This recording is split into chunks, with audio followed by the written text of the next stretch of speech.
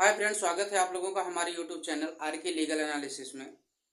आज हम बात करने वाले हैं एक लैंडमार्क जजमेंट जिसका नाम है मोहरी बीबी वर्सेस धर्मोदास घोष। ये 1903 का जजमेंट है। ये लैंडमार्क जजमेंट क्यों कहा जाता है? क्योंकि लैंडमार्क जजमेंट आप जानते हैं, जब कोर्ट किसी नए इश्यूज पे लॉ फ्रेम कर जो भी डिसीजन जजमेंट देती है, जो एक पब्लिक पॉलिसी के लिए बहुत ही ब्रॉड लेवल पे कवर करता है, तो क्या होता है, उसको लैंडमार्क जजमेंट कहते हैं। क्योंकि 1903 से पहले क्या कॉन्सेप्ट था, क्यों ये जजमेंट लैंडमार्क जजमेंट कहा जाता है? आज के जमाने में क्या माइनर से कॉन्ट्रैक्ट वाइड है या वाइडेबल है? क्या आप माइनर से कॉन्ट्रैक्ट कर सकते हैं? या इस जजमेंट की आज के समय में क्या रिलेवेंसी है?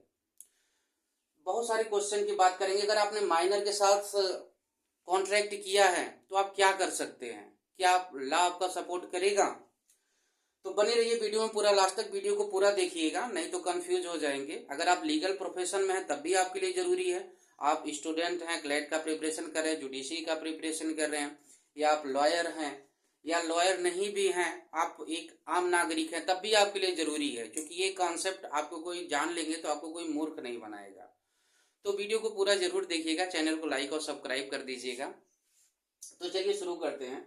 देखिए, 1903 से पहले क्या कॉन्सेप्ट था? माइनर के साथ कॉन्ट्रैक्ट के लिए क्या कॉन्सेप्ट था?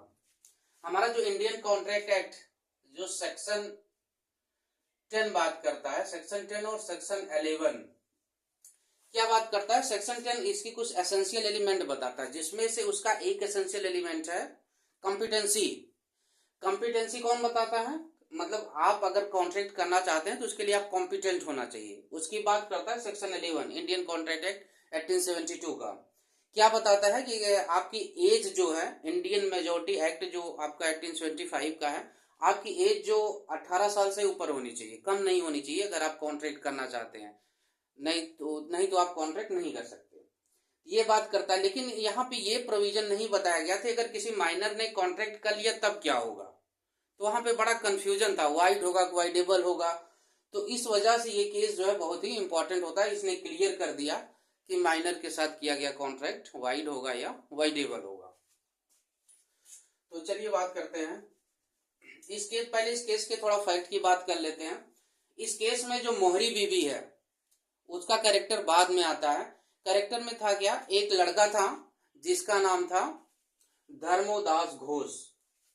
ये जो है धर्मोदास घोष, ये एक लड़का था। इसकी एज थी बिलो 18 ईयर।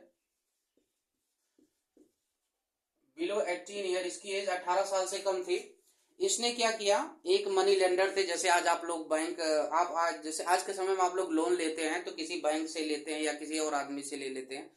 तो वहां पे एक लेंडर था पहले के जमाने में, जो बड़े बड़े लेंडर्स थे जैसे होते थे, वो लोग लोन देते थे। तो एक लेंडर था जिसका नाम था ब्रह्मदत्त।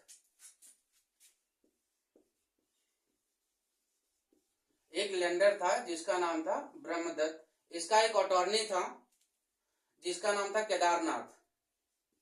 ये कौन था? ये जो है लेंडर था। और दूसरा एक व्यक्ति था केदारनाथ।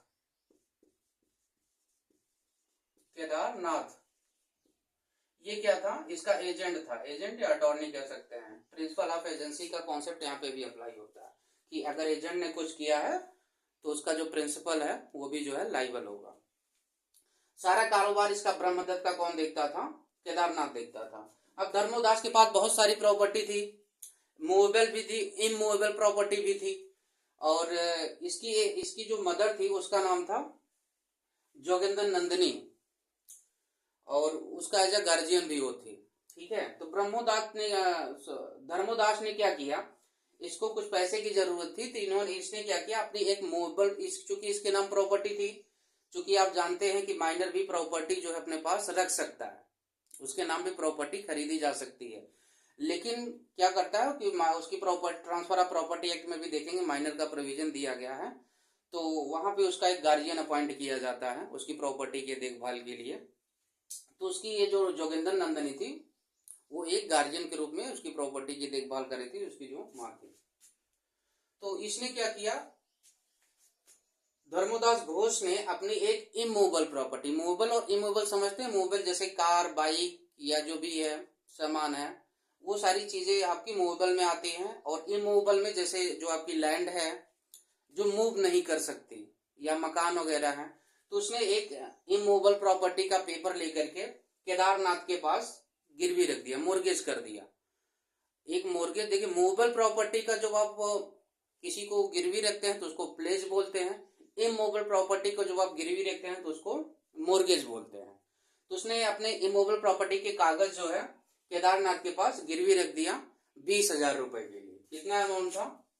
20,000 रुपए का।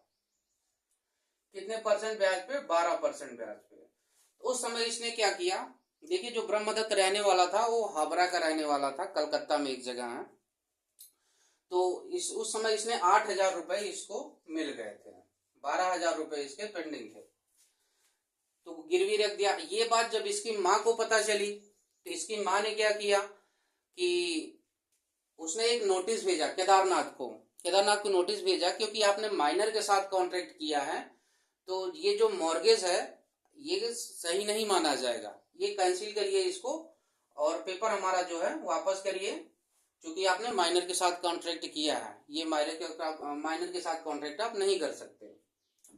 अब चूंकि इसके पास भी थोड़ी बहुत लॉ की नॉलेज थी, जो ये केदारनाथ था अटॉर्नी था, तो उसने क्या किया कि उसने ब्रह्मदत्त से डिक्लेरेशन साइन करा लिया। क्या साइन करा लिया कि जब मैं मेजर हो जाऊंगा तो बाकी के जो 12,000 रुपए हैं वो मैं तब ले लूंगा और उसके बाद फिर मैं पैसे वापस कर दूंगा, पूरा पैसा। इसने चालाकी दिखाई, जो आपका ये केदारनाथ था। अब केस जो है कोर्ट में पहुंच गया। कोर्ट में जब ट्रायल कोर्ट में वहां पे पहुंचा तो वहां पे देखिए क्या मैटर था, जो इनका कॉन्सेप्ट था, इनका जो फैक्ट था, जिसकी बात कर लेते हैं धर्मोदास घोष का।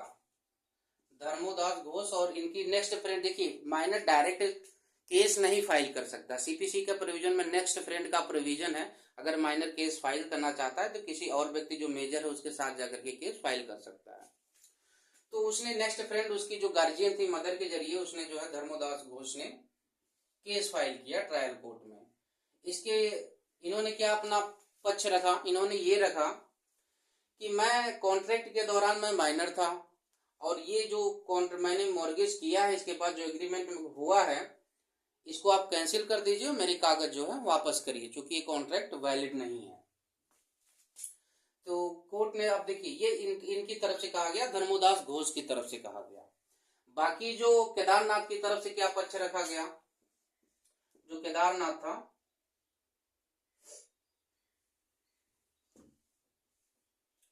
केदारनाथ की तरफ से या कह सकते हैं कि ब्रह्मदत्त की तरफ से क्या कॉन्सेप्ट कहा गया, इन्होंने कहा कि इन्होंने कुछ लॉ का प्रिंसिपल वहां पे अपना अप्लाई रखा, क्योंकि उसने कहा कि इस जो लड़का था, जो धर्मोदास घोष था, उसने हमारे साथ फ्रॉड किया है।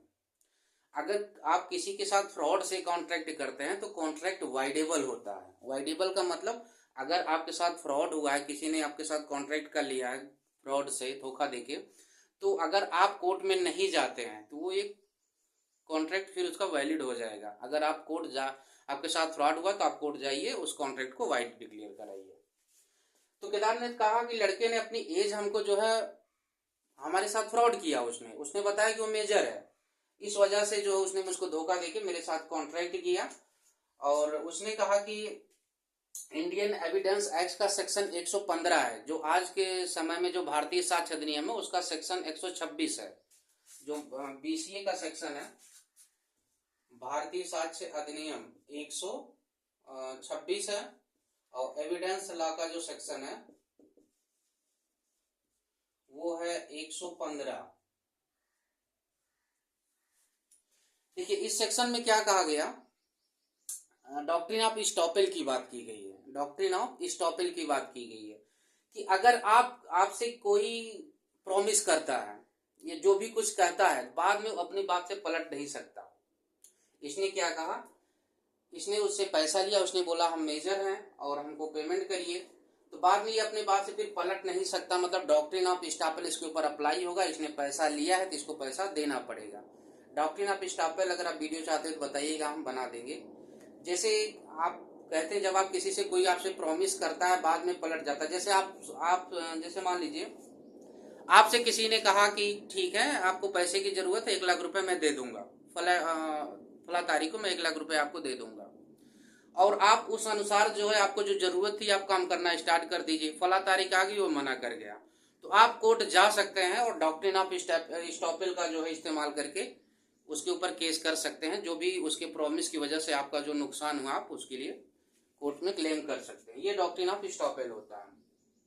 साथ में केदारनाथ ने इसका सहारा लिया 115 का, और दूसरा इन्होंने कहा कि जो इंडियन कॉन्ट्रैक्ट एक्ट का जो सेक्शन 64 है और 65 इसका भी सहारा लिया। उन्होंने कहा कि चलिए ठीक है, मान लेते हैं कि कॉन्ट्रैक्ट वाइड है और वाइडेबल है, दोनों मान लीजिए, आप कह रहे हैं कॉन्ट्रैक्ट वाइड है, तो इसने कहा कि जो सेक्शन 64 है वो कहता है कि अगर कॉन्ट्रैक्ट वाइडेबल है तो उसके बाद अगर पार्टी जाती है कोर्ट में तो जो भी उसका एक किसी पार्टी ने किसी दूसरी पार्टी को जो भी पेमेंट लेन देन हुआ है आप उसको वापस करिए।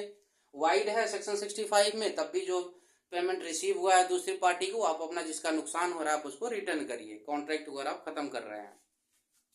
इन्होंने इसका सहारा लिया और सेक्शन 115 का सहारा लिया। तो जो ट्रायल कोर्ट थी, ट्रायल कोर्ट ने कहा कि ये जो सेक्शन 64 65 के कॉम्पिटेंट पार्टी की बात करता है, वो पार्टी जिसकी उम्र 18 साल से ऊपर हो। यहाँ पे जो लड़के की एज थी 18 साल से नीचे थी, तो ये 64 65 नहीं अप्लाई होगा। साथ में उसने ये भी कहा कि जो एस्टॉपल का सेक्शन 125 है एविडेंस एक्ट का, ये भी नहीं अप्लाई होगा। ये भी एक कॉम्पिटेंट पे अप्लाई होता है, ना कि ये माइनर पे अप्लाई होता है। तो जो ट्रायल कोर्ट थी वो धर्मोदास घोष जो लड़का था उसके फेवर में कोर्ट ने डिसीजन दे दिया। फिर क्या हुआ कि केदारनाथ जो थे ये चले गए कलकत्ता हाई कोर्ट में।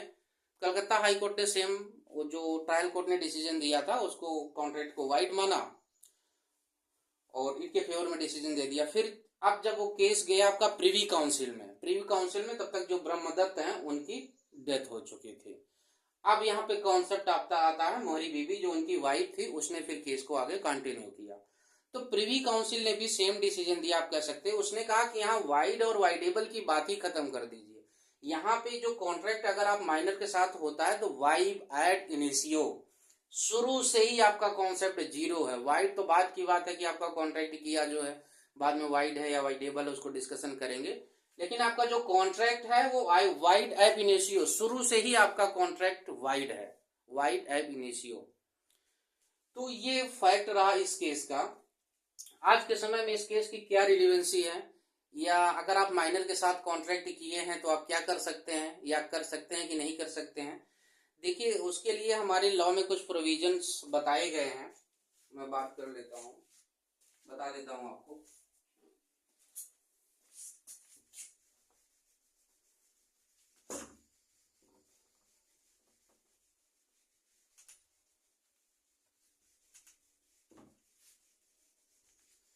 देखिए आज के समय में जो प्रिंसिपल डेवलप हुए हैं, एक हमारा सेक्शन है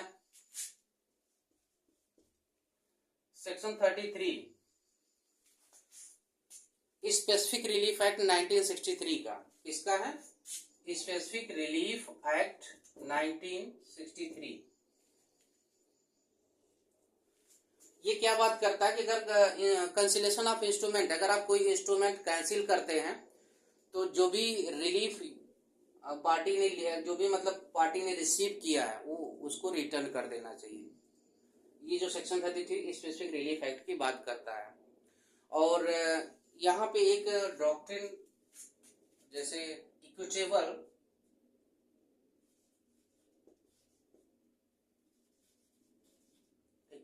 डॉक्ट्रिन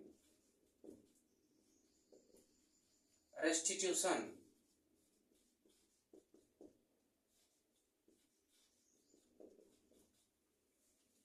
इक्विटेबल डॉक्ट्रिन रेस्टिट्यूशन, ये प्रिंसिपल जो है कोर्ट में तमाम मतलब कई जजमेंट में इस प्रिंसिपल को डेवलप किया है, डॉक्ट्रिन ऑफ रेस्टिट्यूशन। अगर आपने माइनर के साथ कॉन्ट्रैक्ट कर दिया है, सपोज दैट किसी माइनर ने आपको बेवकूफ बनाया, आपके साथ कॉन्ट्रैक्ट कर लिया, तो आप क्या कर सकते हैं। आप देखिए यहाँ पे आपके पास अगर वो पैसा, वो मनी नहीं है, पैसा नहीं है, कोई गुड्स है, या कोई अदर चीज है, कोई प्रॉपर्टी है, मूवेबल है, इमूवेबल है, तो आप केस करके माइनर से रिकवर कर सकते हैं। अगर आपने गलती से भी माइनर के साथ वो कॉन्ट्रैक्ट वैलिड नहीं होगा। ये जो लॉ है मोहरी बीबी वर्सेस धर्मोदास घोष का, ये आज भी अप्लाई होता है। हाँ, लेकिन अगर आपने गलती से कॉन्ट्रैक्ट कर दिया माइनर के साथ, तो जो भी प्रॉपर्टी आपने उसको दिया है, अगर उसने डिस्पोज ऑफ नहीं किया है, जैसे इमूवेबल प्रॉपर्टी है या मूवेबल प्रॉपर्टी है, आप उससे जो है रिकवर कर सकते हैं केस करके।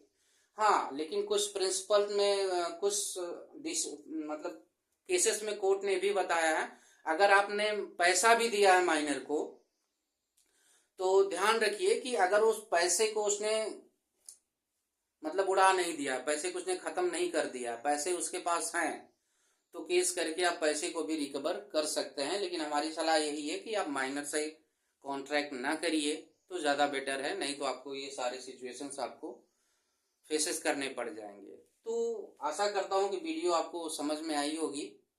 चैनल को लाइक करिए और उस वीडियो को लाइक करिए, चैनल को सब्सक्राइब करिए। फिर भी कोई आपका प्रश्न हो या कोई सजेशन हो तो वीडियो के कमेंट में आप हमें बता सकते हैं। मिलते हैं अगली वीडियो में, तब तक के लिए नमस्कार।